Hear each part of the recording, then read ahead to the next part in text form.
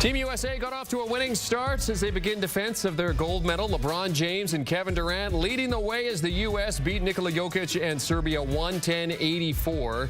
Serbia did get to within 2 points late in the first half, but the U.S. never let them get any closer and pulled away in the second half. Every U.S. player who hit the floor scored at least 2 points. USA cover the point spread, and the over cashes as you take a look at the standings in Group C. USA now on top thanks to that points differential at 1-0. South Sudan, the upset win over Puerto Rico by 11 points today. They are also 1-0. And then you have Puerto Rico and Serbia rounding out the group. USA will next face South Sudan on Wednesday. Serbia take on Puerto Rico. Let's welcome in basketball analyst Tim Doyle for more on this. Tim, your reaction here. Do you feel better after what you saw from Team USA here? Nobody's beating Team USA if they play like that. Nobody. I mean, the Harlem Globetrotters, the greatest dream team ever assembled. Nobody was beating Team USA in this particular game on this particular day. I'm not saying this for effect. That was one of the greatest basketball performances I had ever seen in my entire life.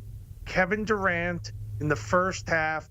The guy played in 0 tune-up games. He checks in with 2 minutes to go in the first quarter, and he didn't miss a shot. He was 8 of 8 from the field in the first half, 5 of 5 from 3, and then the cherry on top was the spread in the first half was 7.5.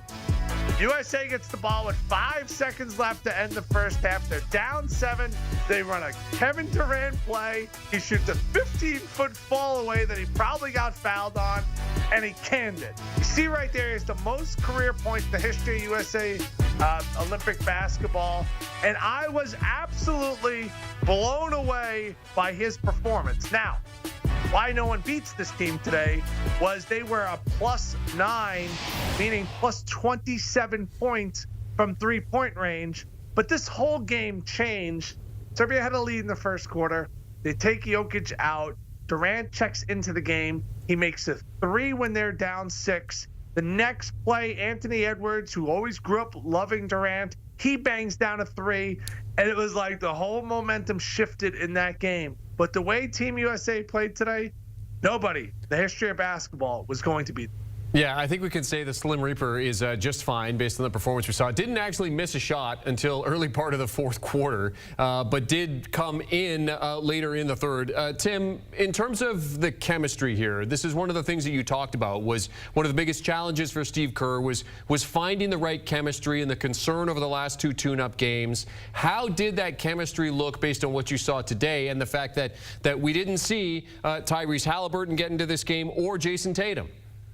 This was the most complete game I've seen from Team USA since they beat up on Serbia, and they got contributions from Bam Adebayo and Anthony Davis and Joel Embiid. Remember, coming into this game, we weren't really sure what big guys were going to play. A couple of them were banged up. But what a complete performance. 5 different players on Team USA made 2 threes or more.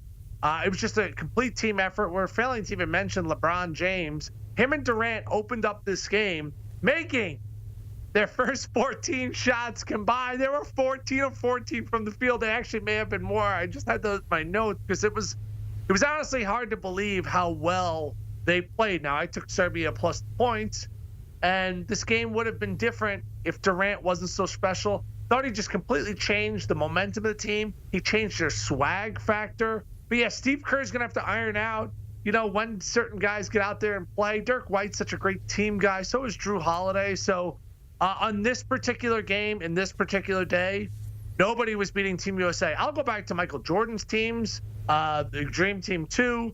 The way they played today, banging down 18 threes, sharing the ball, Durant making big shots, nobody was beating them today. So you just tip your cap. I had the wrong bet with Serbia. And Team USA, if they continue to play like that, nobody will be close in this Olympic. But it's unlikely, Jeremy, they continue to keep playing like that. Yeah, LeBron 9 of 13, 21 points, 8 rebounds, 9 assists. KD 8 of 9, 23 points as they combine there for the 44 points. Tim, did you see anything that concerned you today about this U.S. team?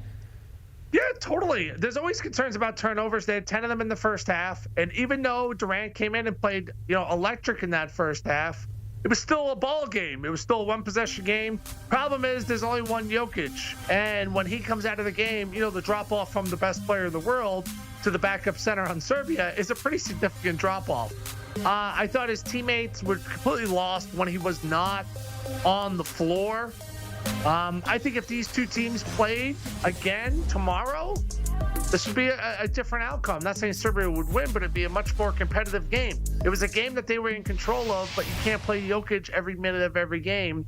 I thought Team USA looked as good as I've ever seen an Olympic team look. That's how well they played on this particular game.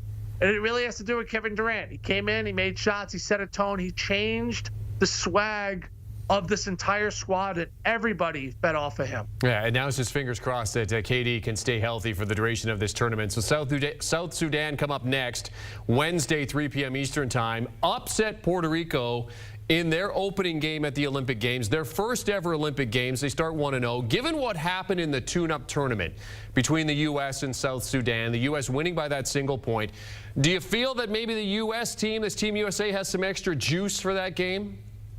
Yes. Yes. I think they're going to be very awake for that game. Remember, when they played South Sudan in their exhibition tune-up, they were 44-point favorite in that game. And, it's an exhibition game, traveling. Who knows if a couple of guys were enjoying the nightlife a little bit.